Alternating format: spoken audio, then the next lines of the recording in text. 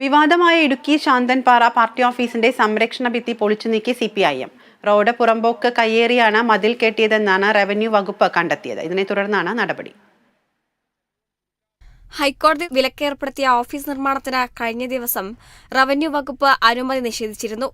കഴിഞ്ഞ August 22-നാണ് revenue വകുപ്പിന്റെ stop memo അവഗണിച്ച് ശാന്തൻപാറയിൽ CPM ഏരിയ കമ്മിറ്റി ഓഫീസ് നിർമ്മാണം നടത്തുന്ന വിവരം ഹൈക്കോടതിയുടെ ശ്രദ്ധയിൽപ്പെട്ടത്. തുടർന്ന് നിർമ്മാണം നിർത്തിവെക്കാൻ കോടതി ഇടക്കാല ഉത്തരവ് പുറപ്പെടുവിപ്പിച്ചു. എന്നാൽ അന്ന് രാത്രി തന്നെ വീണ്ടും നിർമ്മാണ പ്രവർത്തനങ്ങൾ നടത്തിയത് മാധ്യമങ്ങളിൽ വാർത്തയാവുകയും കോടതി ഇടപെടുകയും ഇനിയൊരു ഉത്തരവുണ്ടാകുന്നതുവരെ നിർമ്മാണ പ്രവർത്തനങ്ങൾ പാടില്ലെന്നും വീണ്ടും നിർമ്മാണം നടത്തിയാൽ ഈ ഭൂമിയുടെ ഉടമസ്ഥനെതിരെ കോടതിയലക്ഷ്യ നടപടി സ്വീകരിക്കുമെന്നും കോടതി വ്യക്തമാക്കി. CPM ജില്ലാ സെക്രട്ടറി CV വർഗീസിന്റെ ഉടമസ്ഥതയിലാണ് ഓഫീസ് സ്ഥിതി ചെയ്യുന്ന ഭൂമിയുള്ളത്. പിന്നീട് നിർമ്മാണ അനുമതി വേണമെന്ന് ആവശ്യപ്പെട്ട് CPM 2 മാസം മുൻപ് വീണ്ടും ഹൈക്കോടതിയെ സമീപിച്ചു.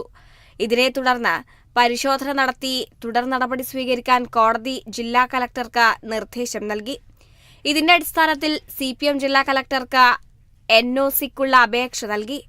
എന്നാൽ നിയമലംഘനം നടത്തിയിട്ടുണ്ടെന്ന കണ്ടെത്തലിൽ ജില്ലാ കലക്ടർ NOC നിഷേധിച്ചു. കെട്ടിട നിർമ്മാണവുമായി ബന്ധപ്പെട്ട് റോഡ് പുറമ്പോക്ക് ഭൂമി കയ്യേറി സംരക്ഷണ ഭിത്തി കെട്ടിയതായി റവന്യൂ വകുപ്പ് കണ്ടെത്തിയിരുന്നു. ഇതിന്റെ അടിസ്ഥാനത്തിൽ താലൂക്ക് സർവേയറുടെ നേതൃത്വത്തിൽ റോഡിലേക്കിറങ്ങി പണിത സംരക്ഷണ ഭിത്തി പൂർണ്ണമായും പൊളിച്ചു നീക്കി.